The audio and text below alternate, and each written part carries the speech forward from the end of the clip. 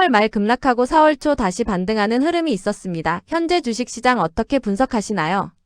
3월 초였죠. 하루 한 달 내내 이제 전쟁이 지속되고 있었고 2월 달까지는 한국 증시가 글로벌에서 가장 높은 상승률을 보였습니다. 두 자릿수 이상이었어요. 3월은 글로벌 기준 놓고 봤을 때 가장 많은 하락을 보였는데 4월 달 접어들어서도 아직까지 이제 영상을 함께하는 이 시간대 이란과 관련된 이슈는 해결되지 않았습니다. 해결되지 않았고 여전히 가장 시장에서 염려하는 게 뭐냐 하면 주식 시장이 약한 것도 없잖아 있긴 있는데 실물 경제에 대한 우려가 많이 시장에 직간접적으로 파급되고 있습니다. 우리 한국 같은 경우는 이미 이제 공공기관에서는 차량 5부제에서 2부제까지 이야기 다 나와 있고 처음에는 또 거의 공공 차량이었다가 지금 같은 경우는 또 정부에서 그 공공기관을 방문하는 차량 같은 경우도 그만큼 이제 에너지 정책에 대해서 상당히 민감한 상황이 되고요. 그런 상황이 있다 보니까 주시장 관점에서도 어찌 보게 되면 이거는 국가 비상사태에서 하는 정부에서도 지금 우리나라의 경제라든지 유기름 수입에 의해서 나프타 수급에 의해 가지고 상당히 비상경제체제를 가동을 하지 않습니까? 그러면 주식시장도 똑같아 볼 수가 있어요. 왜냐하면 주식이라는 것 자체가 실물 산업을 그대로 자본시장에 넣어둔 거잖아요. 그러면 실내로 그런 말도 없잖아 있었을 거예요. 삼성전자나 하인스나 이런 기업의 주가가 뭐 20만 전자, 100만 전자 갔다가 많이 밀렸는데 우리가 보통 주식을 볼 때 그냥 보면은 삼성전자가 무슨 반도체를 만든다. 그 반도체가 가격이 올라간다. 뭐 엔비디아와 뭐 어떤 협력을 한다. 그러면 이제 주가 많이 갔는데 어찌 보면 이렇게 경제 위기, 실물 위기가 오게 되면은 주식시장 관점에서도 반도체를 만드는 가스가 뭔데 그 가스를 어디서 가져오는데 그런 것까지 영향을 미친다는 겁니다. 그러면 첫 번째 질문, 현재 4월달 증시 흐름 자체가 위기냐 기회냐고 본다면 실물 경제 관점에서는 중동 이슈가 깔끔하게 해결되지 않을 때까지는 상당히 위기의 상황을 볼 수가 있는 거죠. 여기서 깔끔하다의 그 전제가 중요한데요. 예를 들어서 가장 쉬운 예를 드리게 되면 유가 쉽게 말해서 오일 수급 에 대한 뭔가의 플랜이 나와야 되는 거죠. 우리나라 정부에서도 마찬가지죠. 뭐 예를 들어서 호르무즈 해협을 통해 한국으로 가는 원유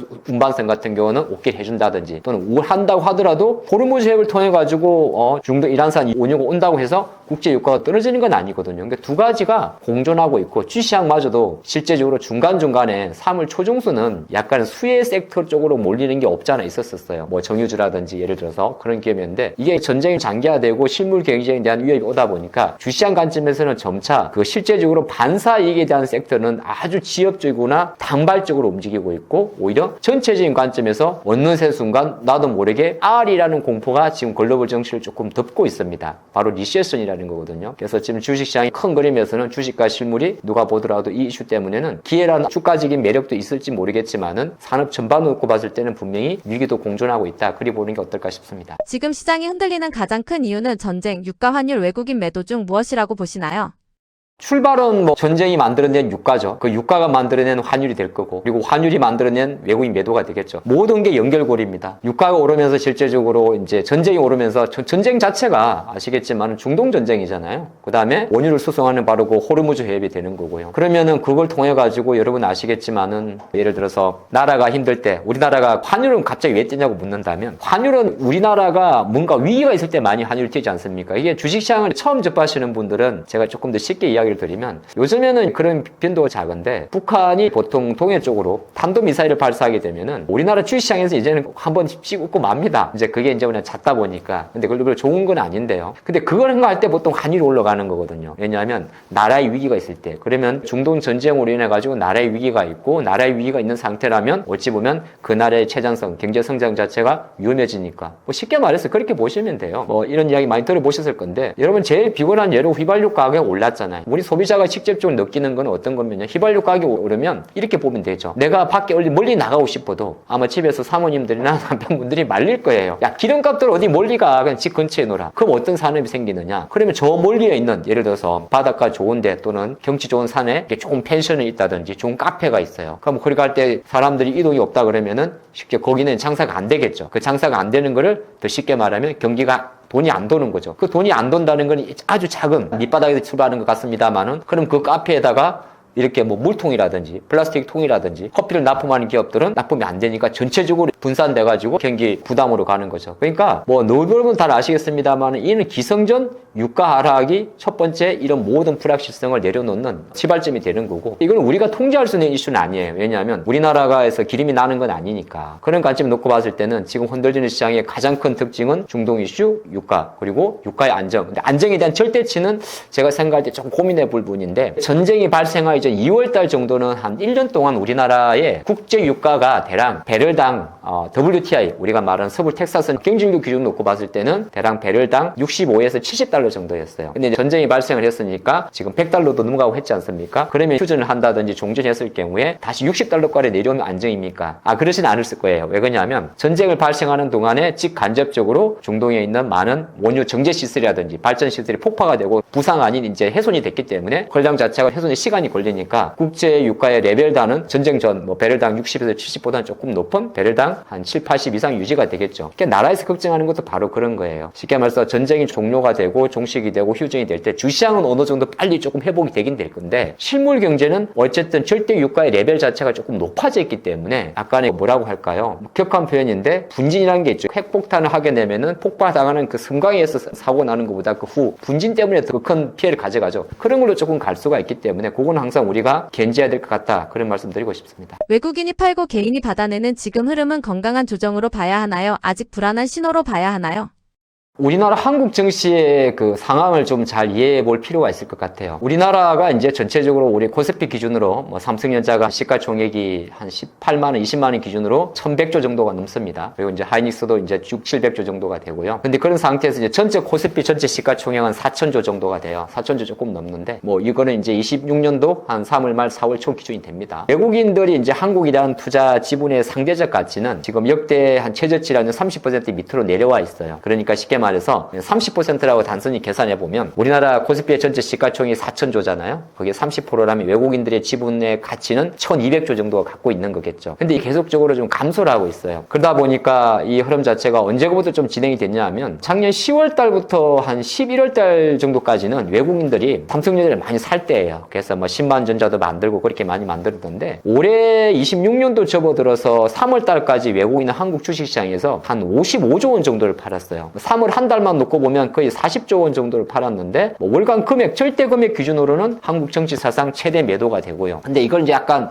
계산을 다르게 봐야 되는데 거꾸로 말하면은 시가총액으로 놓고 봤을 때는 시가총액에 대한 외국인 매도를 비율로 계산해 보면 이제 과거 3,000포인트 시절하고 6,000포인트 나눠봐야 될 거 아니에요. 그러면 이렇게 보면 되죠. 과거 해봤자 1년도 안 됐어요. 예, 우리나라 증시가 3,000포인트 넘고 6,000 간 게 1년도 안 됐단 말이에요. 참고로 25년도 4월 달에 코스피 지수는 2,500포인트, 3,000포인트 밑이었어요. 그 당시에 30%하고 이제 외국인의 가치가 1,200조라 그랬잖아요. 그럼 쉽게 말해서 1,200조가 600조가 1,200조 된 거잖아요. 그렇죠? 그럼 600조 중에서 한 50조를 팔았다 그러면 10% 정도를 팔았다 볼 수 있는데 1,200조에서 30조를 팔았다 그러면 퍼센테이지는 5%밖에 안 되는 거예요. 이게 말장난 같습니다만은 역으로 말하면 외국인은 실제적으로 지금 국내 증시에 제가 전 똑같은 말씀을 드리는데 상승을 억제하는 요인이 맞긴 맞는데 하락을 부추기는 수급은 아닌 거 같나 그렇게 볼 수 있고 물론 3월 말에 한 6거래일 정도 집중적으로 매도한 적이 있어요. 그래가지고 하루에 막 2, 3조씩 매도한 적이 있었거든요. 그때는 어떤 거였냐면 4일 연속 3월 마지막 거래에 빠지면서 종합주가지수가 막 5,000포인트도 위협하고 삼성전자가 일시적으로 17만 원도 위협하는 그런 상황이 있었는데 그때는 어떤 상황이었냐면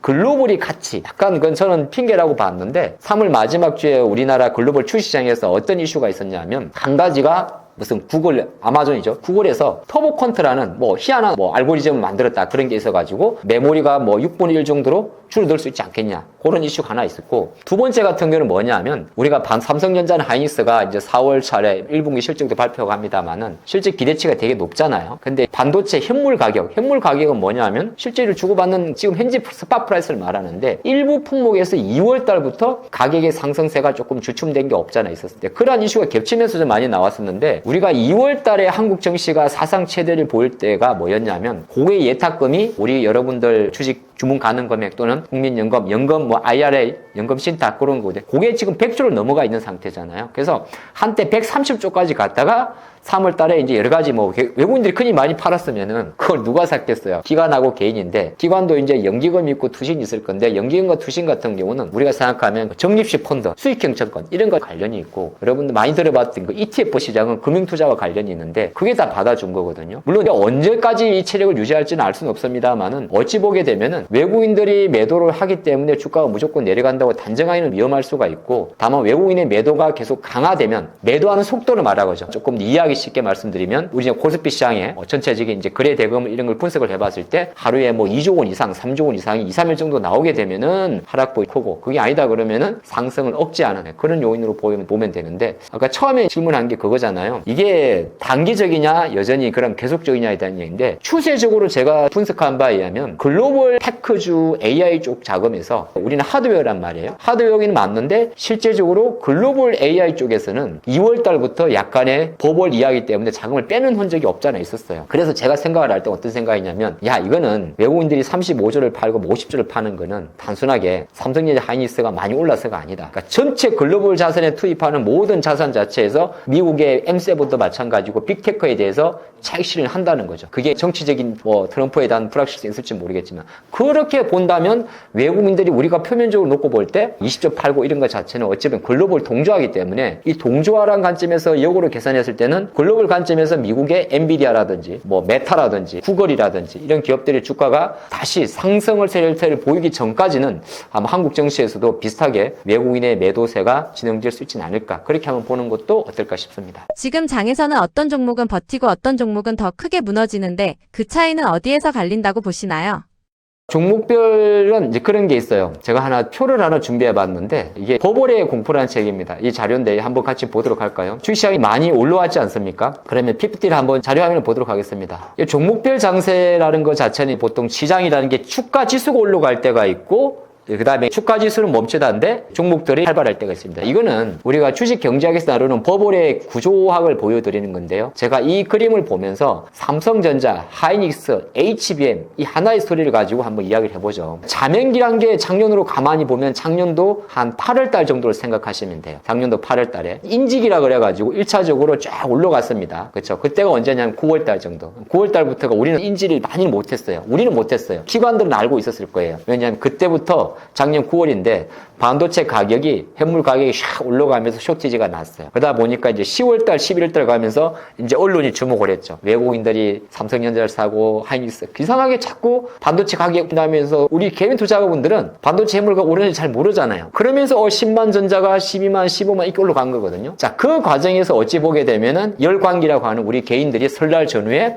어떻게 됐어요? 삼성전자가 이제 엔비디아의 HBM 시장에 진출한다, 납입한다, 양산한다 하니까 2월 달에 팍 땡겨가지고 22만 원까지 갔잖아요. 그런 상태에서 여러 가지 오른쪽 같은 경우는 삼성전자한테 없는 변수가 생기긴 생겼어요. 이 전쟁이라는 이슈 자체가. 그런 상태에서 지금 주가가 있는 건데, 제가 갑자기 이걸 왜 이야기를 하냐 하면은, 이게 삼성전자나 HBM에 대한 이야기가 맞긴 맞습니다만, 만약에 지금 보는 거를 글자를 다 보는 화면에서 여러분들이 글자를 다 지워버리고, 만약에 종합주가수 시장이라면 아까 중간에 있는 열광기 구간에는 다 올라갑니다. 삼성전자 올라가면 삼성전자의 밸류체인에 있는 반도체 전공정 기업들, 패키징 기업들 다 올라가요. 근데 1차 조정이 딱 나오고 나면 어떤 게 남냐면, 반도체 소부장 내에서도 일단은 조금 더 직접적인 관련이 높은, 그 다음에 반도체 공정 중에서도 HBM 또는 패키징 또는 PCB 관련 이런 쪽으로만 살아남습니다. 뭐 시장에서 많이 보셨겠지만은 같은 반도체 소부장 내에서도 이렇게 패키징, 뭐 우리가 말할 때 PCB 같은 것만 살았죠. 뭐 대덕전자 이런 식으로 말이죠. 만약에 삼성전자가 안 부러지면 괜찮은데, 삼성이 부러지거나 예를 들어서 시장이 부러지게 되면은 이제 중소형 소부장들이 와르르 무너지는 게 있거든요. 그래도 그나마 반도체는 괜찮은데, 바이오나 다른 섹터 같은 경우 2차 전지도 예를 들면 2차 전지도 보게 되면은 3월 달도 똑같은데요. 뭐 LNF라든지 예를 들어서 에코프로 BM, 포스코 퓨처 몇 개 기업들은 주가 상당히 ESS 어쩌고 하면서 견조한데, 저 밑에 있던 옛날에 같이 올라갔다 23년도에 같이 올라갔다가 같이 2, 3년 바닥 기던 종목들은 못 올라가는 거죠. 자, 그러면 아까 봤던 첫 번째 우리 퀘스천으로 넘어갔을 때 왜 이렇게 종목 장세나 이런 게 좀 덜 활발하냐 그러면,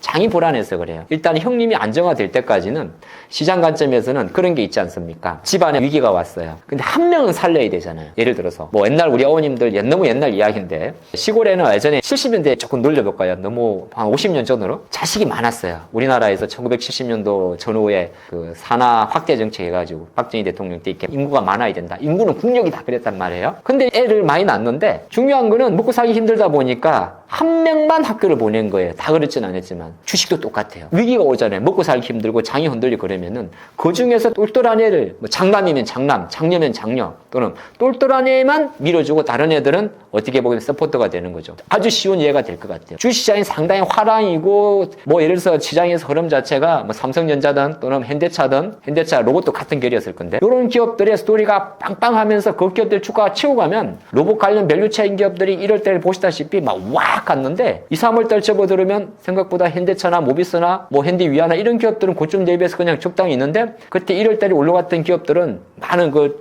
시가총액 작은 기업들은 2월달, 3월달에 꼼짝은 안 했을 거예요. 그런 메커니즘으로 좀 활용하시면 좋을 것 같습니다. 지금 시장이 진짜 살아나는지 아닌지는 어떤 신호를 보면 가장 먼저 알 수 있을까요?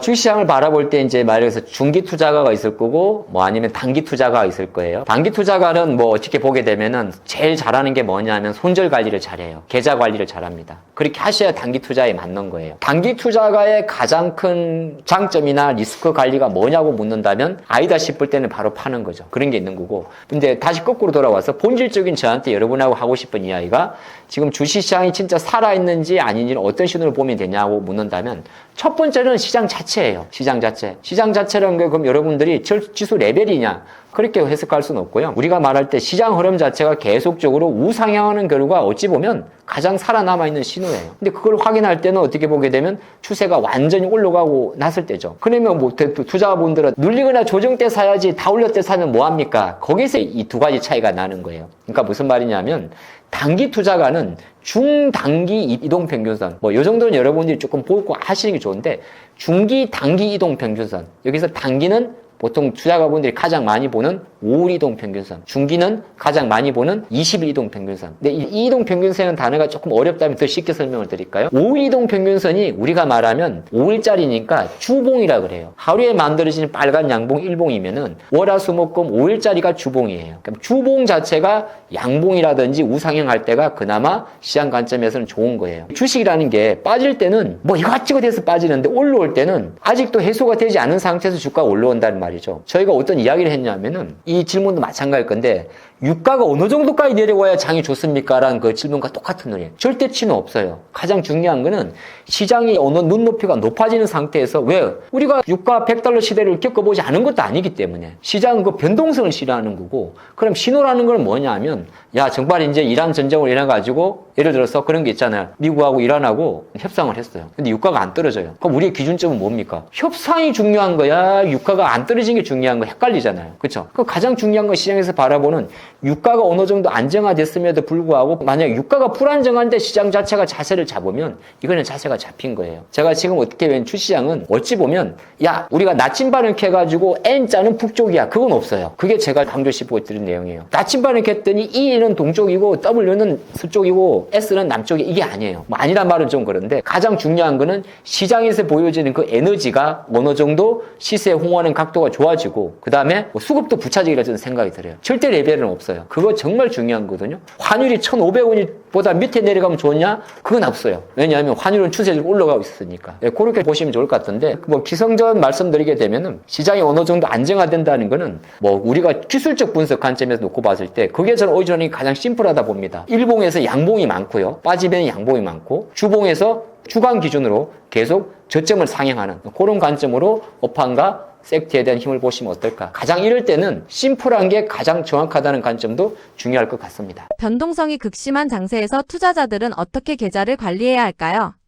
이제 투자분들이 이제 뭐 주식을 오래 하셨던 분들도 힘든 장이 이제 우리가 통제할 수 없는 변수잖아요. 뭐 통제할 수 없는 변수 중에 가장 힘든 게 전쟁이에요. 물론 많은 것도 있습니다. 주식에 나와 있는 악재가 뭐 몇 가지 제가 열거를 해볼까요? 이미 아실 수가 있는데 코로나, 그건 이제 천연제 질병이라 그러죠. 그것도 예측이 안 되죠. 새로운 바이러스가 유포됐을 경우에. 그 다음에 두 번째가 전쟁. 몰라요. 어떻게 보게 되면 끝이 없는 거니까. 그리고 전쟁으로 인해서 발생하는 여러 가지 부차적인 피해가 너무 많기 때문에. 다만 전쟁이 갖고 있는 악재라는 건 뭐냐 하면은 생각보다 그렇게 오래 가진 않는다는 거고 전쟁의 종료는 보통 어느 일방이 뭐 옛날 중세시대나 그 이전이면 완전히 그 나라를 정복을 하면은 그게 전쟁이 끝났겠지만은 현대전은 그렇지가 않단 말이죠. 네, 침략의 의미가 조금 다르기 때문에 그런 상태가 지속되는데 중요한 거는 그래도 이것 자체는 아마 미국과의 이슈이기 때문에 아마 생각보다 금방 끝나지 않을까 그런 생각을 하면서 장을 보실 것 같습니다. 근데 이렇게 변동이 크다 보면 투자가분들이 제일 고민하는 게 뭐냐 하면은 좋을 때 많이 벌었던 수익을 금방 손해를 볼 수밖에 없어요. 근데 이거는 누구나 겪는 과정이에요. 그러니까 저도 그런 생각을 많이 드는데 여러분이 주식 투자를 하다 보면은 야 내가 지난달에 10% 수익 났어, 지지난달에 50% 수익 났어 이렇게 많이 했잖아요. 근데 항상 지금도 마찬가지지만은 그거를 잃는 것도 금방인 게 주식 투자예요. 저는 가끔 그런 생각이 됩니다. 이럴 때는 잃어도 돼요. 이 말하면 여러분들이 돌매를 던질지 모르겠는데 대신 잃고 나서 그 잃은 원인을 명확하게 자기한테 지킬 수 있게 노력을 해야 돼요. 우리는 어쩔 수 없이 똑같은 실수를 반복을 할 거예요. 그게 가장 잘 기억해야 될 거고 계좌 관리라는 건 이미 내가 관리를 할 수 없는 수준으로 장이 먼저 나와 있는 게 현실이에요. 시장은 그렇게 이번에 장이 안 좋으니까 주식 줄이고 현금비 강화하고 만약에 주식을 살 때 평소시에 1,000만 원 샀으면은 지금 장이 안 좋으니까 네가 사고 싶은 것도 200만 원씩 5번 나눠 사 또는 전체 금액을 1,000만 원 샀으면 이번 같은 경우는 아무리 좋아 보여도 500만 원만 사. 이론적으로는 다 아는데 왜 안 되죠? 근데 장구를 열어보면 그것 때문에 그래요. 뭐 때문에? 그 손익이 왔다 가는 게 중요한 게 아니고 과거에 그 잘했던 기억 때문에 그런 거거든요. 힘들겠지만은 당연히 계좌 변동성이 크고 할 때는 일단은 과거에 내가 잘했던 거는 잊어야 돼요. 또 하나가 있는데 사람이 제일 흥분하기 쉬울 때가 뭐냐면 큰 수익을 냈을 때보다는 큰 손실을 발생했을 때예요. 그때가 제일 위험할 때거든요.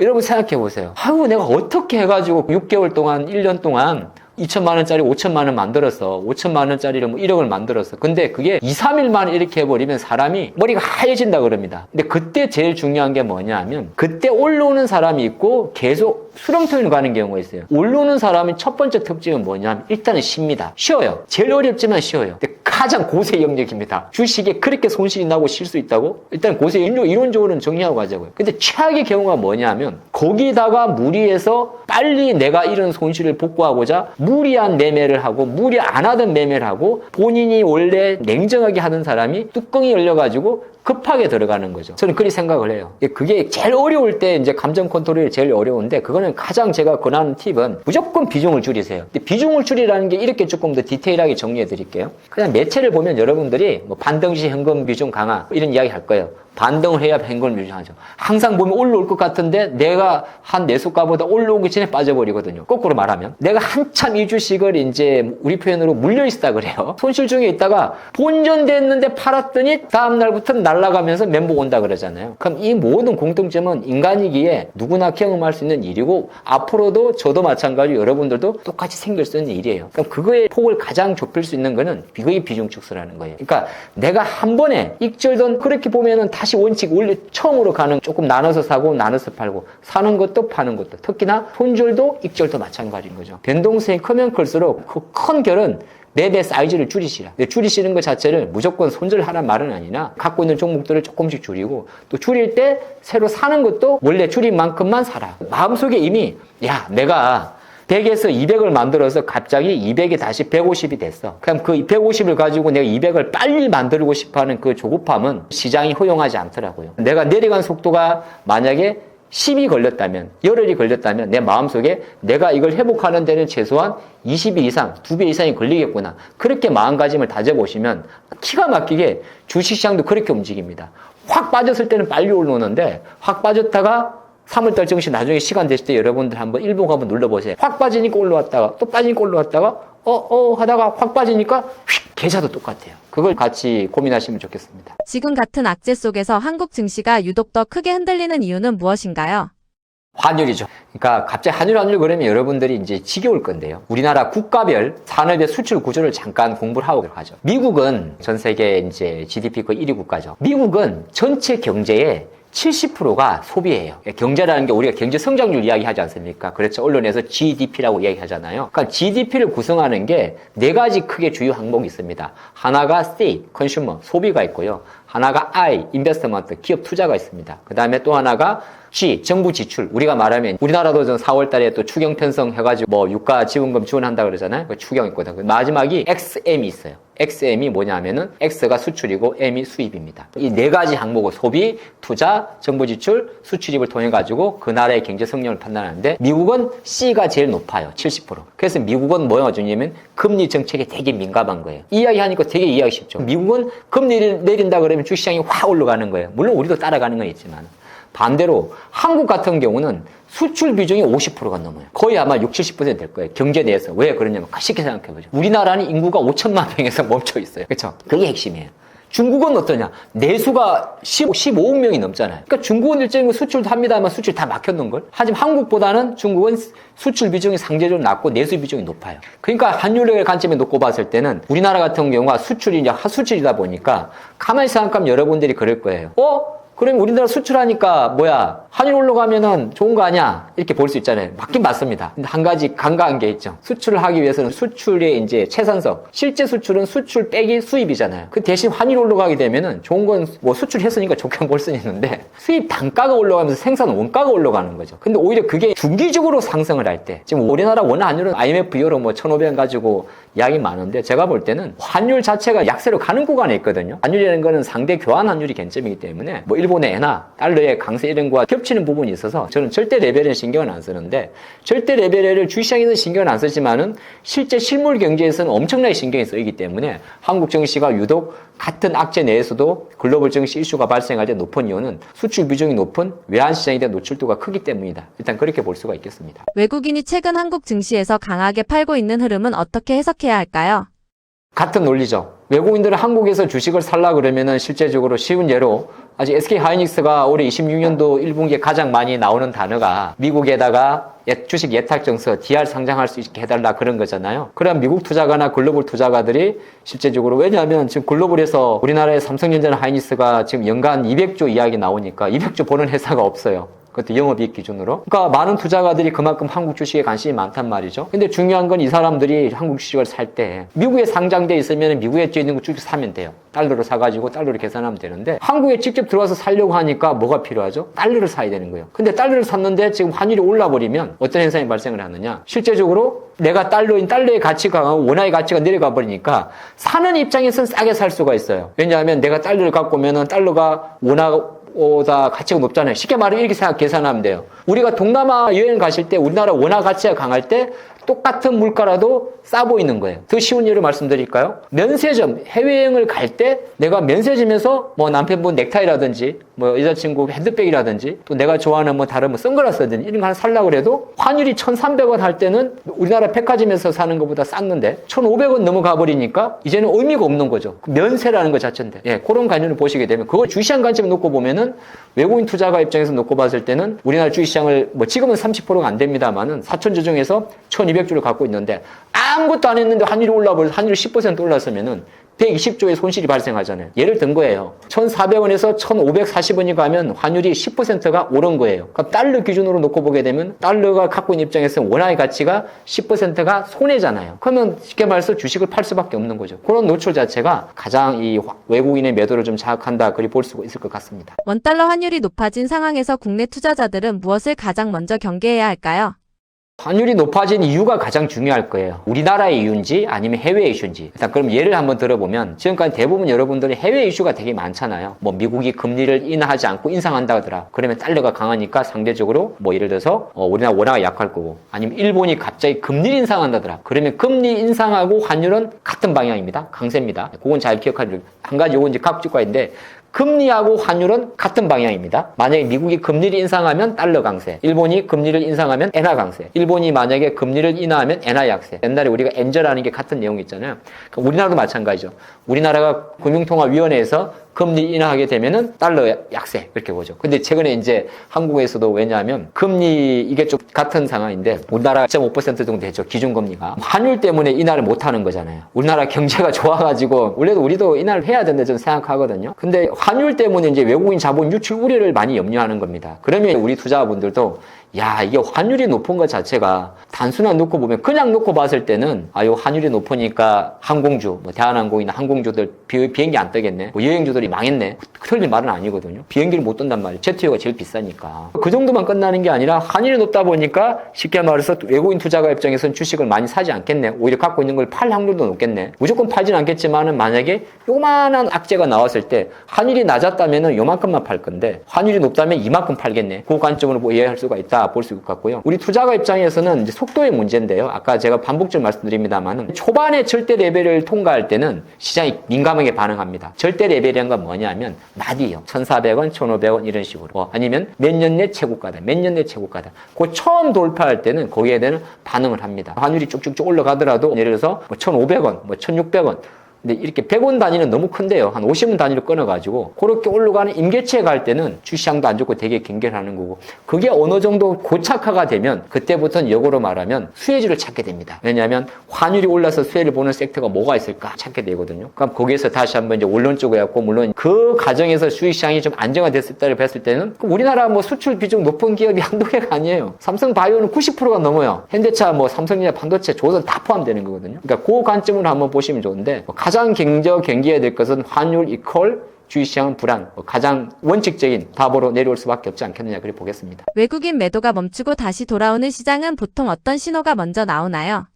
외국인이 아무리 우리나라 주식시장에서 실제적으로 삼성전자에 대한 지분율도 지금 현재 48%까지 내려가 있고 한국 주식시장 전체에 대한 지분율도 30%가 안 되고 있긴 있습니다만은 어찌 보면 외국인들이 그래도 주식시장을 계속 매수해 주는 것 자체가 시장의 건전성 차원에서 되게 중요하다고 생각을 합니다. 전체적으로 외국인 투자가들이 한국 주식 한 작년도 연말과 연초까지만 해도 한국, 대만, 일본 쪽으로 생각보다 많은 자금이 이머징으로 들어오고 있었어요. 최근에 이제 글로벌 자금의 그 유출입을 보게 되면은 확실하게 25년도 거의 연말부터 연초까지 여러 가지가 있었던 것 같아요. 글로벌 증시에 우리 눈에는 보이지 않지만은 사모펀드 부실 이슈라든지 그 다음에 가상화폐 시장에서의 붕괴, 가상화폐가 많이 내려갔지 않습니까? 실내로 비트코인의 가격도 지금 7만 달러, 올해 1년 내내 지금 상반기 주 7만 달러 왔다 갔다 하고 있거든요. 그런 여러 가지 복잡한 이해관계에서 아마 여러 헤지펀드라든지 기존펀드들이 기존의 물량 자체가 청산이 되면서 일정 부분 주식을 파는 그런 관점으로 왔기 때문에 외국인 매도가 어째 돌아올지는 저는 알 수는 없을 것 같아요. 다만 이제 외국인 매도가 들어오고 안 들어오고는 우리가 후행 지표라 볼 수 있거든요. 지금 26년도 기준으로 여러 가지 이제 위험 신호들은 너무 많이 떠 있어요. 가장 많이 떠 있는 신호가 뭐냐면 글로벌 장기물 국채의 금리가 사상 최고가 수준으로 올라가고 있다는 거예요. 실내로 미국의 장기물 국채의 10년물 금리 같은 경우는 10년물은 한 중기물 정도 되고요. 30년물, 만기가 30년 정도가 보통 장기물이라고 이야기하는데 우리가 보통 미국 주택 그 담보대출 금리의 기준으로 보는 게 10년짜리 만기물 금리입니다. 그게 지금 어느 정도 하냐면은 작년도 여름 같은 경우는 4% 밑에까지 내려왔었어요. 근데 지금 4.4까지 가고 있는 상황입니다. 제가 생각을 할 때는 글로벌 주식 투자나 실물 경제 관점에서 글로벌 다른 것도 다 중요한데 국채 금리가 내려오는 것 자체가 제일 중요할 것 같아요. 국채 금리라는 건 거꾸로 말하면 국채 가격이 떨어졌다는 이야기거든요. 금리와 채권 금리는 반대로 움직이니까. 근데 국채 금리가 계속 올라간다는 거는 거꾸로 말하면 글로벌 주식시장에 주는 침체 신호입니다. 이게 왜 그러냐면 시장이 그렇게 생각해 보시면 이거 아주 간단한 이야기인데 1년에 채권을 우리가 뭐라고 이야기하냐면 안전자산 이야기하잖아요. 특히나 미국 재무부 빌, 미 트레저리 빌 같은 경우는 안전채권이라고 그래요. 우리가 만약에 내가 조그마한 건설회사 채권을 갖고 있으면은 이는 부실해요. 언제 부도날지 모르니까. 근데 미국 재무부 그 독수리가 있는 그 채권을 갖고 있다 그러면은 달러를 갖고 있는 건 안전자산이군요. 근데 안전자리 10년짜리 채권이 연 4%를 준대요. 아니 5%를. 근데 미국의 경제성장률이 지금 2%밖에 안 돼요. 뭘 해야 되는 겁니까? 주식을 팔고 경제성장률, 회사가 2% 성장하는 주식을 사겠습니까? 4% 안전한 원금 보장이 되는 거잖아요. 원금 보장이 되는 4%를 사겠습니까? 바로 그거예요. 결과적으로 채권 금리가 진정되기 전까지는 아마 글로벌 주식시장에서 물론 섹터마다는 조금 다를 수 있는데 폭발적인 매수세는 오히려 시간이 걸릴 수 있지 않을까 저는 그렇게 보고 있습니다. 그러면 여러분들이 궁금한 게 있을 거예요. 왜 그러면 국채 금리가 많이 올라갔습니까? 그게 가장 궁금하지 않습니까? 제가 미국과 일본과 한국의 예를 들어볼게요. 다 공통점이 있어요. 국채 금리 올라갔다는 거 쉽게 말해서 국채 발행이 많아졌다는 이야기예요. 국채 발행을 많을 때 정부에서 국채를 많이 찍어낸 거죠. 그럼 정부에서 왜 미국이나 일본이나 한국이 국채를 많이 찍었을까? 우리 포함 말고 유럽도 마찬가지예요. 그거는 뭐냐면 경기 부양책과 관련이 있어요. 우리나라도 보면 일본도 26년도가 새로운 정권이죠. 가이치 정권이죠. 막대한 그 재정 부양 정책을 펼치게 됩니다. 우리나라도 마찬가지예요. 지금 25년도에 780조 원의 26년도 예산을 통과했습니다만은 실제적으로 현 정부 입장에 놓고 봤을 때 생각보다 많다는 말은 또 정치적 오해가 생길 수 있으니까 제가 데이터가 없는 상태에서는 빼겠습니다. 표면적으로 놓고 봤을 때 상당히 많은 국채를 발행하고 있어요. 미국도 마찬가지예요. 미국은 매년 국채, 국가 부채가 증가하고 있습니다. 미국은 마이너스 나라예요. 참 나라가 돌아가니 신기한데 미국이 때문에 가능한 거거든요. 그런 과정이 나온다고 그러면 계속적으로 국채 발행 자체가 높아지는 것 국채 금리의 상승세의 첫 번째 원인이 되고요. 그는 재정 정책과 관련된 거고 거기에 변수를 준 게 바로 전쟁이에요. 이 전쟁으로 인해 가지고 주가가 상승을 하면서 생각보다 이제 비용이 많이 들게 생긴 거죠. 비용이 많이 든다 그러면 정부 입장에서는 돈이 많이 필요한 거예요. 여기에 국채금리와 관련된 게 금리 정책인데 비용이 유가가 올라버리니까 각국의 중앙은행들이 인플레이션 때문에 금리를 인하를 못하겠죠. 금리 인하를 못한다고 한다면 오히려 금리 인상에 베팅하는 확률이 높아지면서 금리 인상은 채권의 매력도를 높이지 않습니까? 여기서 말하는 것은 금리잖아요. 레이트잖아요. 그러니까 오히려 금리를 올려버리는 그런 악순환이 많이 쌓여 있는 겁니다. 크게는 두 가지예요. 하나가 각국의 재정 확대 정책, 여기에 플러스 알파 이란 전쟁으로 인한 국제 유가, 가솔린 가격 상승으로 인한 인플레이션 우려로 실제로 생각보다 금리 인하 속도가 지연될 수 있지 않을까. 그 자체가 공존한다. 그리 볼 수가 있겠습니다. 최근 시장이 반도체주를 다시 주목하는 가장 큰 이유는 무엇인가요? 반도체를 주목하는 이유는 아주 간단합니다. 우리나라 수출의 비중이 절대적으로 높은 거의 절반 정도를 차지한다고 봐도 과언이 아닐 것 같아요. 우리가 그 한 달 기준으로 놓고 보게 되면은 매월 10일, 20일 월간 한 달치를 이제 발표를 하게 됩니다. 지금 제가 자료 화면을 같이 보시게 되면 우리나라가 작년도도 7천억 달러 이런 수출 이야기 많이 하지 않습니까? 지금 보는 화면은 반도체 부분의 수출 비중을 말하는 겁니다. 지금 보시게 되면 23년도 같은 경우는 반도체 절대 금액이 왼쪽 그래프고요. 오른쪽 그래프가 비율인데 23년도 정도만 해도 그때 반도체 가격이 상대적으로 덜했겠는데 한 15% 정도 비중이 있었잖아요. 근데 반도체 현물 가격 자체가 작년도부터 많이 올랐습니다. 수출 단가 자체가. 이게 쇼티지라는 이야기를 하잖아요. 공급 보조. 그러면서 어느새 한 15%, 20% 정도에 있던 반도체 수출 비중이 무려 지금 연초에 약간 꺾인 건 있는데 실제적으로 35%까지 올라갔다는 거죠. 그 말은 뭐냐면 기업을 투자하는 입장에서는 반도체가 우리나라 나라 먹여 살린다는 거죠. 이런 과정에서 전통 이제 수출 주력 상품이었던 석유화학이라든지 2차 전지 이런 소재 쪽은 되게 안 좋은 거고 그 다음으로 자동차나 이런 게 이제 받쳐주는 그림이거든요. 디스플레이 이런 거 안 좋으니까. 그러니까 시장 관점에서는 매년 이제 우리나라 주식시장도 마찬가지잖아요. 주식이 곧 실적이니까 그럼 실적이라면 한국 경제 성장률에 영향을 가장 많이 미치는 섹터가 뭘까? 그러면 딱 수출 데이터만 놓고 봐도 반도체 비중이 압도적으로 30% 수준이라면 시장 관점에서는 반도체를 주목할 수밖에 없는 거죠. 그렇게 일단 정리할 수가 있겠습니다. 외국인들이 삼성전자와 SK하이닉스를 크게 팔았던 이유는 어떻게 봐야 할까요? 저도 아직 이 해답은 풀진 못했고 저만의 방식으로 계속 비슷한 이제 인사이트나 콘텐츠를 이제 함께 하고 있는데 저의 방식이니까 두 가지를 한번 봐봤습니다. 크게 팔았다의 기준은 실제적으로 지분율 추이에서 알 수가 있어요. 작년 제가 조금 쉬운 예로 말씀을 드리면 삼성전자에 대한 외국인 지분율은 대략적으로 25년도 한 9월달, 10월달 절대 주가 기준으로 10만 원 정도 할 때는 전체 지분율이 50% 초중반까지 올라갔었습니다. 지금 영상을 함께하는 이 시간 삼성전자 절대 주가가 한 20만 원 전후 3, 4월 같은 경우는 48% 초반까지 떨어졌어요. 그러니까 지분율로 놓고 보게 되면 무려 2% 이상의 하락을 한 거죠. 무도 하이닉스도 비슷합니다. 쉽게 말하면 지분율 차이는 있겠지만은. 그러면 우리가 고민하는 부분은 바로 그거잖아요. 왜 외국인들은 이렇게 실적이 좋다는 연간 200조를 벌 수 있다고 하는 삼성전자 하이닉스를 주로 팔까? 여기에는 제가 생각을 할 때는 삼성전자 하이닉스를 파는 그 비중하고 전체 주식을 보게 되면 첫 번째 이유는 주식시장 전체에 대한 비중을 줄이는 것도 많이 차지합니다. 실내로 삼성전자와 하이닉스가 차지하는 코스피에서의 비중은 무려 30%, 40%까지 올라가 있단 말이죠. 그런 관점에서 이제 외국인 입장에서 우리가 본연적으로 볼 수 있는 아주 교과서적인 답변, 환율이 올라서 비중을 줄이는 부분에서 전체 코스피 비중이 가장 높은 25%를 차지하는 삼성전자를 당연히 100을 기준으로 25억을 팔아야 될 거고, 그렇죠? 그 관점을 보는 게 가장 표면적인 이유가 되고요. 두 번째는 이제 실제적으로 우리가 투자를 하다 보면은 여러분들이 헷갈리는 게 뭐가 있냐면은 외국계 투자가들의 삼성전자나 하이닉스에 대한 투자 의견과 목표가, 이거는 애널리스트가 하는 거고요. 그 다음에 실제 주식을 사고 파는 거는 어떻게 보게 되면 운용사가 하는 거죠.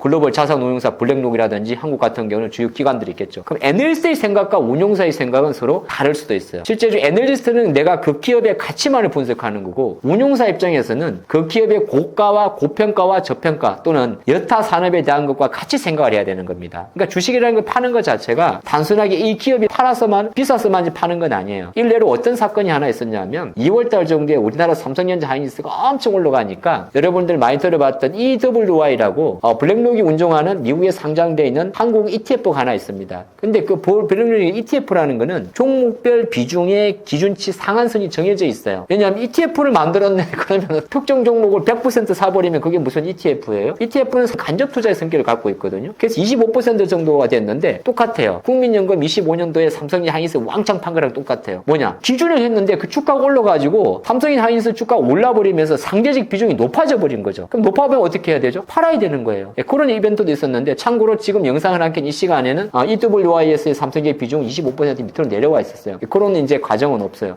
근데 제가 갑자기 이 예를 든 이유가 바로 그런 거예요. 우리가 눈에 보이지 않는 그런 어떤 자금 자체도 실제적으로 존재할 수 있다는 거죠. 사실 저도 깔끔하게 외국인들이 에서 팝니다. 많은 이제 매체에서도 이런 이야기를 하긴 할 거예요. 각자의 논리를 가지고요. 저는 그렇게 보는 거고 조금 더 쉽게 보면 다시 올라가지고 환율이 높으니까 외국인의 한 손실을 줄이기 위해서 실제로 한국 주식 비중을 줄이는 거고 한국 주식 비중을 줄이는 중에서 실제적으로 삼성전자 하이닉스 비중이 가장 높으니까 거기가 삼성전자 비중을 줄일 수밖에 없다. 생각해 보세요. 외국인들이 가장 많이 지분 가치가 높은 기업이 삼성전자입니다. 지분율은 최고로 높진 않아요. 외국인 지분이 50% 넘는 건 금융주가 되게 많아요. 근데 지분의 상대적 가치는 제일 높은 거는 삼성전자예요. 삼성의 시가총액이 1000조가 넘으니까. 그렇죠? 그러니까 우리가 생각할 때 내 지분을 맞추는 관점에서는 다른 거 10개를 팔래? 가장 큰 거 요만큼을 팔게. 그렇게 해석한다 그러면은 제가 생각할 때는 외국인들이 삼성전자 하이닉스를 팔았던 이유나 앞으로 팔 수 있는 그 주가적인 배경에 대해서는 뭐 쉽게 말해서 많이 올랐기 때문에 판다. 그런 논리보다는 어찌 보면 그 상대적 배분에 의한 매도, 그 다음에 전 영상에서 잠깐 이야기 드린 대로 글로벌 테크주에 대한 흐름 자체가 한국에서는 어느 정도 하이퍼스케일러 이런 거 떠나가지고 종합 반도체 하드웨어 기업 쪽으로 수혜를 준 거 맞긴 맞습니다만은 글로벌 투자가가 AI 부분에 대해서 비중을 계속 경계한다는 이슈가 나온다면 그런 것들 공조화될 수 있지 않을까 그렇게도 볼 수 있겠습니다. 최근 반도체 수출이 좋게 나온 흐름이 실제 기업 실적까지 이어질 가능성은 얼마나 된다고 보시나요? 근데 저희가 조금 전 그 반도체 수출의 반도체 비중을 보셨지 않습니까? 지금 26년도 초 같은 경우는 반도체가 수출 비중에서 차지하는 비중 자체가 한 30대 중반까지 나왔잖아요. 그럼 여기에서 비중이라고 했으니까 결과적으로 이거는 객단가 의미거든요. 많이 나간 게 중요한 게 아니고 비싸게 나간 거잖아요. 그러면 그 결은 다 똑같아요. 무슨 말이냐면 삼성이나 하이닉스가 올해 1분기에 대략적으로 삼성전자가 30조 원 후반, 하이닉스가 30조 원 초반 정도의 영업이익 실적을 전망을 하고 있습니다. 그리고 2분기로 갔을 경우에는 지금 현재 속도라면 실제적으로 삼성전자가 48조 원대 정도까지 전망을 하는 부분이거든요. 그건 우리가 말하는 반도체 고정 가격, 현물 가격의 상승세를 가지고 추정을 한 부분이에요. 근데 이 추정에 아킬레스가 걸리는 게 없잖아요. 그건 뭐냐면은 이제 가격이 너무 높다 보니까 최근에 미국의 마이크론이나 일부 기업들에서 그런 노이즈가 나왔는데 어느 정도까지는 실제적으로 수요가 없어서 비싸게 많이 사갔는데 여러 가지 비싸게 사다 보니까 제조업체들이 말하는 거죠. 아무리 너무 올라가고 살 수 있는 여력이 안 되는 거죠. 가격이 처음에 확 땡길 때는 반도체나 SSD 낸더 같은 경우가 뭐 데이터 센터도 들어가고 많이 했는데 이거 자체가 어느 정도 올라가 버리니까 글로벌 전체 기준으로 2월 달부터 약간 멈추다 흐름이 있거든요. 그러니까 어떻게 보게 되면은 수출 실적이 올라가는 거하고 주가와의 괴리 관점에 주가가 먼저 올라가는 거니까 수출 실적은 실물, 주가는 실물의 스토리란 말이죠. 그런 관점에서는 일단은 괴리가 생길 수가 있습니다. 그래서 수출 지표가 우선이냐, 수출 지표를 만들어내는 그 가격, 우리가 보면 반도체 가격이 우선이냐 묻는다면 반도체 가격의 상승세 지속이 우선이에요. 그게 첫 번째. 두 번째가 그 가격 상승세가 만약에 주춤된다 그러면 그거는 반도체 가격이 오른 것 자체가 쇼티지, 공급이 제한적인, 쉽게 말하면 삼성이나 하이닉스가 그거 많이 안 만들어서 그래요. 아시겠지만은 원래 DDR5나 다 만드는데 그거 안 받는 거 크고, 두 번째는 실제로 SSD의 수요처가 많이 가면서 그런 거잖아요. 원래 HBM 해가지고 고사양 가속기만 만들다가 뭐 여러 가지 이제 추론 모델 확습되고 뭐 로봇 나오고 하다 보니까 그동안 잘 안 쓰던 거 배터리까지 수요가 늘어나니까 간 거거든요. 생산은 제한적이고. 그런 관점을 보시면 좋지 않을까 보겠습니다. 지금 반도체 시장은 AI 기대감이 더 큰가요? 실제 실적 기대감이 더 큰가요? 같은 논리예요. AI 기대감이 크다는 거는 쉽게 말해서 용처, 수요처가 커졌다는 거잖아요. 수요처가 커졌다는 거는 이제 반도체가 들어갈 수 있는, 우리가 말할 때 반도체는 말 그대로 하이 브로드밴드 메모리 되게 비싼 거잖아요. 그리고 이제 뭐 8개가 들어간다 이런 이야기를 많이 할 거고, 기존에 이제 DDR4, DDR5 숫자가 높아질수록 이제 고사양으로 볼 수 있는데 용처가 많이 커진 게 가장 핵심이에요. 용처라는 게 사용처가 되는 거고, 기존의 반도체가 뭐 예를 들어서 스마트폰, 컴퓨터 이런 데 들어가다가 이제 데이터 센터에 들어가게 되면은 용량 자체가 커지는 거고, 뭐 2, 3년 전만 해도 대부분은 AI를 구동하기 위해서 우리가 챗 GPT라 그럴까요? 구동하기 위해서 실제로 비싼 HBM 고사양의 반도체가 들어갔다면 이제는 이제 우리가 추동 모듈이라고 그러잖아요.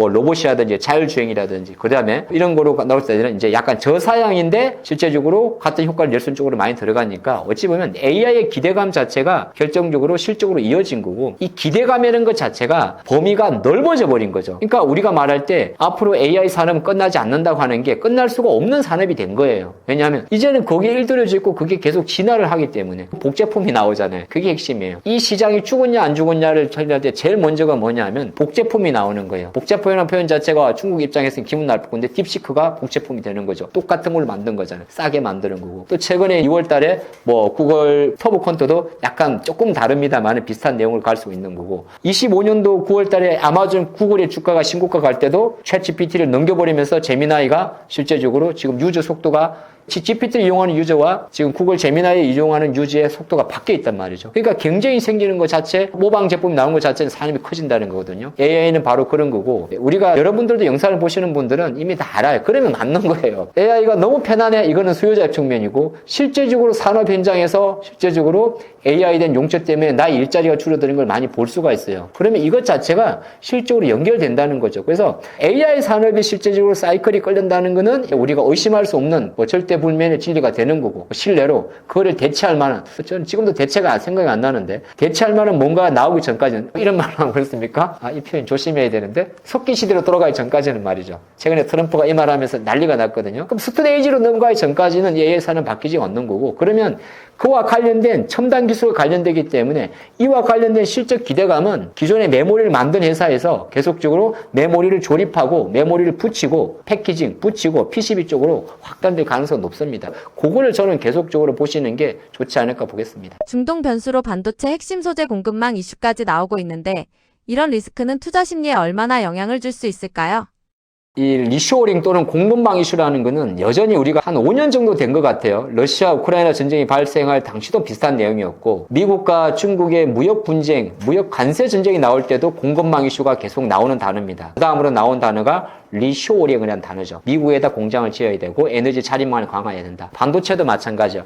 반도체에 들어가는 그 실리콘의 주요 혹연이라든지 또는 헬륨 가스 같은 것도 대부분이 수입 비중이 절대적으로 높습니다. 그러다 보니까 이렇게 전쟁이 발생하고 중동 이슈가 나오다 보니까 생산 재고에 대한 우려도 많이 나오는 부분이 있는 거거든요. 근데 지금도 끝이 없는 게 뭐냐 하면은 예를 들어서 이런 이야기를 돌려보면 미국이 중국의 엔비디아 반도체 칩이라든지 이런 걸 계속 규제하지 않습니까? 그럼 우리나라 같은 경우는 실제로 그게 항상 수혜냐 피해냐 말이 많은 거고 우리도 중국 뭐 반도체 삼성이나 하이닉스 같은 게 중국에서 반도체 만든단 말이죠. 다 만드는 건 아니지만은 낸도도 마찬가지고 그렇게 되는데 제가 5년 동안 놓고 보면 이론적으로는 이런 거 관련해 가지고 헬륨 재고가 6개월밖에 안 났다 그러면은 부담을 주는데 어쨌든 간에 이거는 해결되더라고요. 너무 제가 막연합니까? 주식을 오래 하다 보니까 교수님으로 주식을 해야 될지 트레이더로 해야 될지 약간 헷갈릴 때가 있는데 제가 이런 핵심 소재 특히나 반도체나 핵심 소재 이야기할 때는 그냥 트레이더로 보는 게 맞는 것 같아요. 약간 이 사례가 맞을지는 모르겠지만은 과거 이제 2000 중반에 아베 정권 당시 일본이 우리나라의 이제 반도체 핵심 소재 3가지를 블랙리스트에 처리한 적이 있었어요. 포토레지스트. 지금도 이제 삼성이라는 기업들이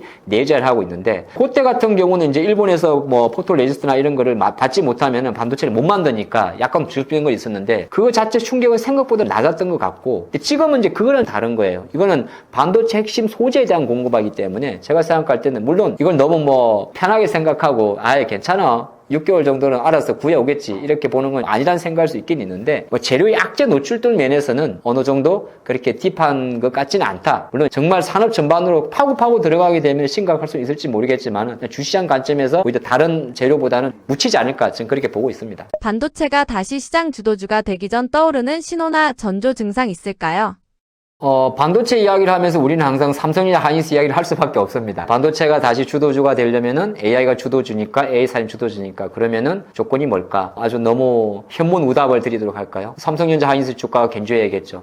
여기서 중요한 단어는 견조란 단어가 핵심입니다. 우리가 투자를 하다 보면 무조건 올라가는 것만 생각을 하는데, 견조라는 거는, 주가라는 건 올라가는 거는 이제 우상향을 말하겠죠. 우상향을 말하는데, 시세 같은 경우는 천천히 움직이는 겁니다. 빨리 갔으면 내려올 수밖에 없는 거고요. 근데 견조라는 거는 뭐냐 하면, 주가가 어느 정도 안정화되는 과정을 말하는 거거든요. 시장의 주도주가 되기 위한 첫 번째 조건은 아무래도 삼성전자나 하이닉스의 주가 자체가 레벨을 떠나가지고 지금 당장 20만 전자 올라가지 않는다 하더라도 어느 정도 하방을 지지하는 게 어찌 보면 가장 중요한 단어가 될 것 같고 두 번째는 이것 자체가 우리 미시적인 관점이고 거시적인 관점이 놓고 봤을 때는 이 전방 산업에 있는 기업들의 주가나 비즈니스가 그대로 이상이 없어야 돼요.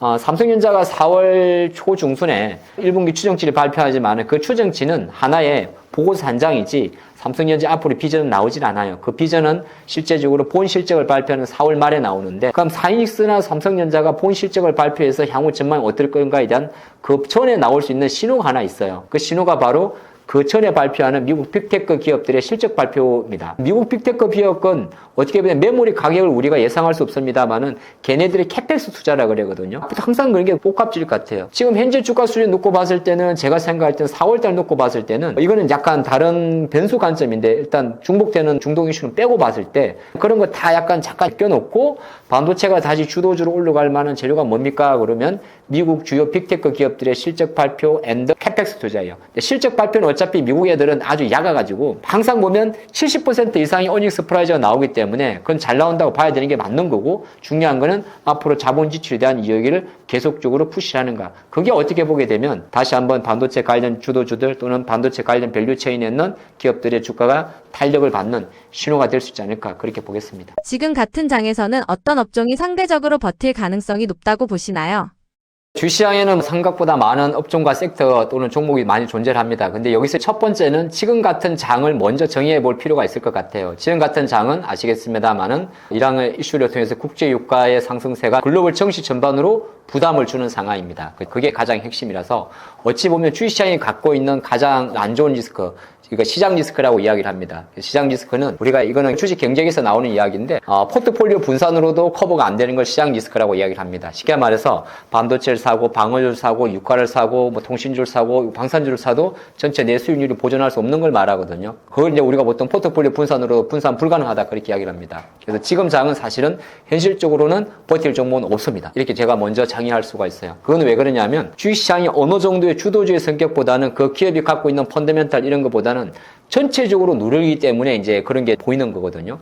그렇게 먼저 이제 개괄적으로 설명을 드리겠고, 두 번째는 다시 원론으로 와서 그러면은 뭐 주식을 다 팔고 현금을 갖고 있어야 되는 말이냐. 사실은 맞긴 맞는데 우리가 사실 그런 게 또 아니잖아요. 중기 투자가 되고 장기 투자가 있으니까 말이죠. 지금 같은 상황이라는 게 이제 왜 대외 변동을 해가지고 종합 주가 지수의 변동성이 뭐 서킷 브레이커도 걸리고 왔다 갔다 하고, 그죠?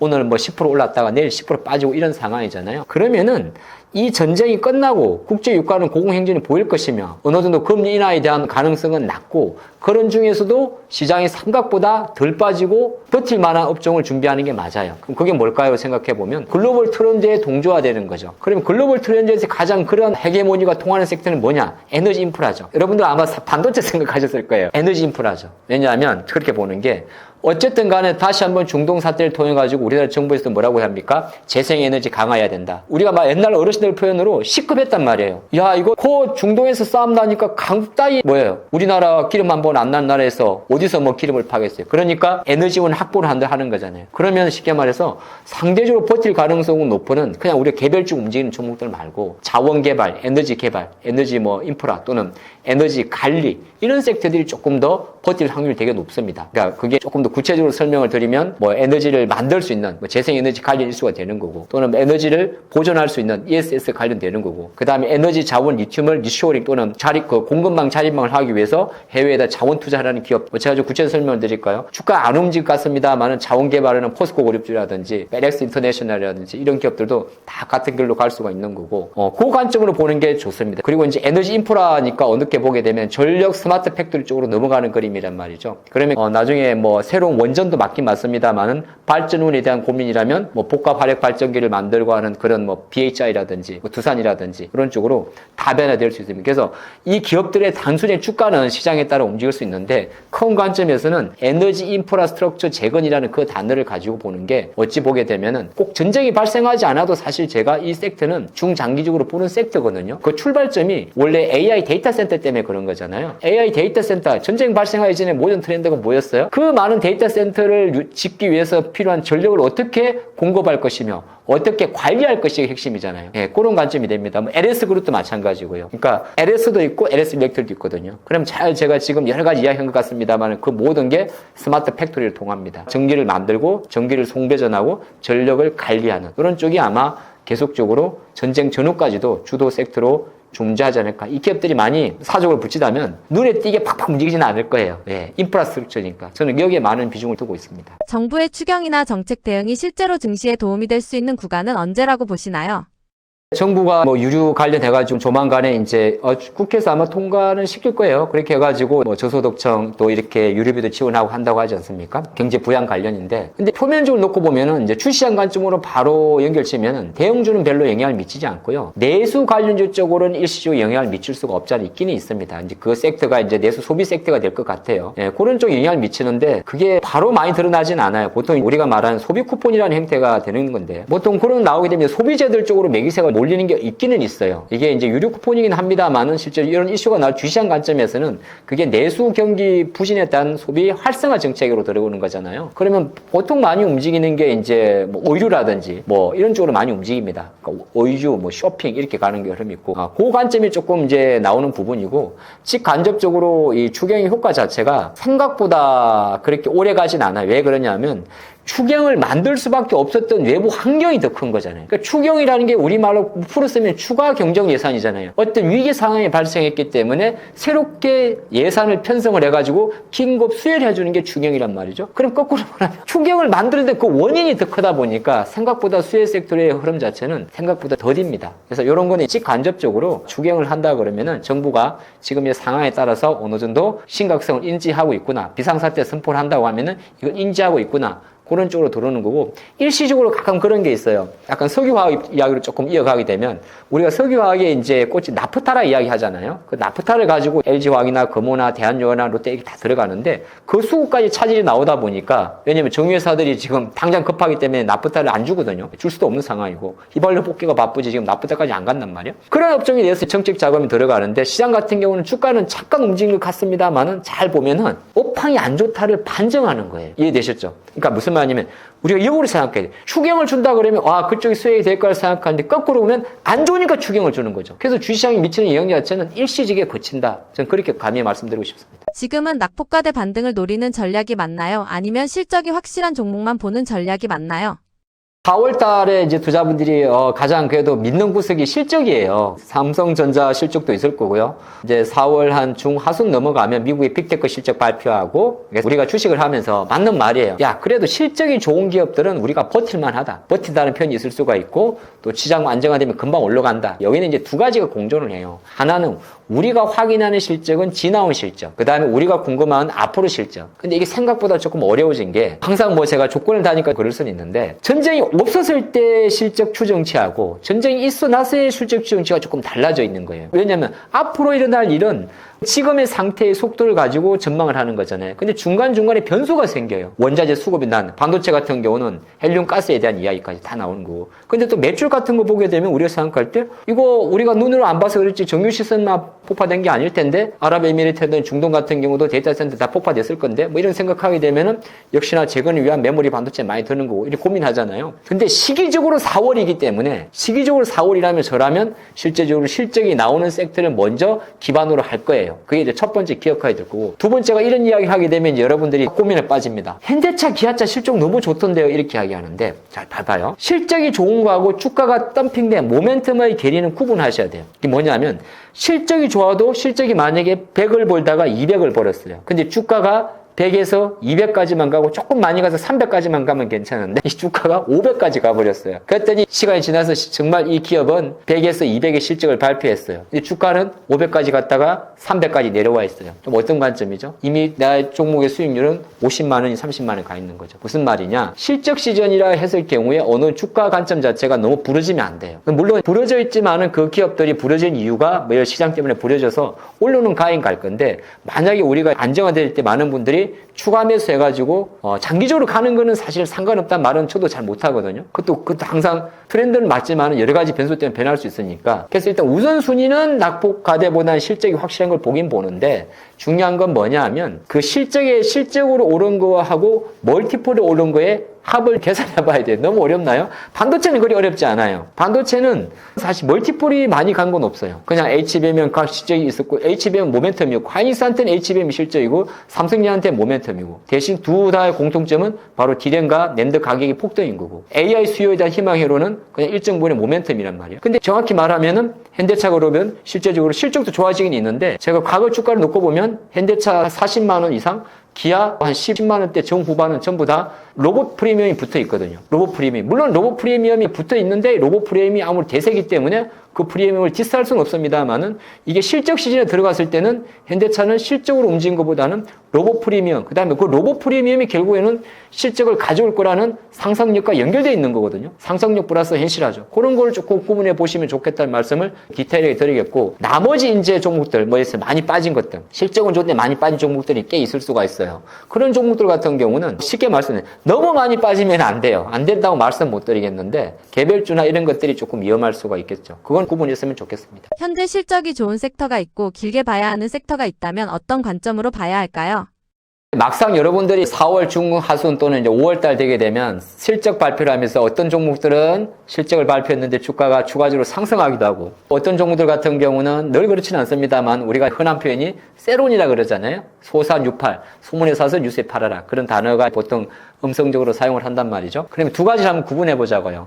원래 지금도 좋아지고 있는데 더 좋아질 섹터. 대표적으로 삼성이나 하이닉스, 반도체겠죠. 그것도 삼성 하이닉스 이야기고. 그 다음에 작년도 안 좋았는데 약간 올해는 덜 괜찮을 거야. 그 2차 전지가 있을 거고. 그러면 시장 관점에 놓고 봤을 때는 어떻게 보게 되게 되면은, 시장이 정상적일 때는, 정상적이란 말은 여러 가지가 있겠죠. 시장 자체가 우상향을 하고 있고, 미국 정치도 그리 변동성이 크지 않고, 약간 원자재에 따라 주변적으로 안정화 됐을 때는 첫 번째 섹터가 훨씬 높이 갑니다. 원래 좋은데 더 좋아질 섹터가. 반대로 이런 상황이 아니고 어느 정도 뭔가 혼조되어 있을 때는 사실은 거꾸로 보면 밑에 애들이 제가 볼 때 먼저 가요. 더 나빠지지 않는다 섹터가 하반 경직을 보여줍니다. 그래서 3월달, 4월달을 잘 구분해보면 2차 전지나 ESS 관련주들이 많이 오른 건 없어요. LNF 정도면 많이 올라왔지. 나머지 종목들 보게 되면 삼성 SDI라는 기업도 잠깐 예를 들어보면은 적자거든요. 적자예요. 적자인데 빠르면은 올해 내년도 정도 초반에는 적자가 축소된다 그러고 ESS 모멘텀을 그런다니까 주가가 견조한 거예요. 그러니까 그런 거죠. 정시가 좋을 때는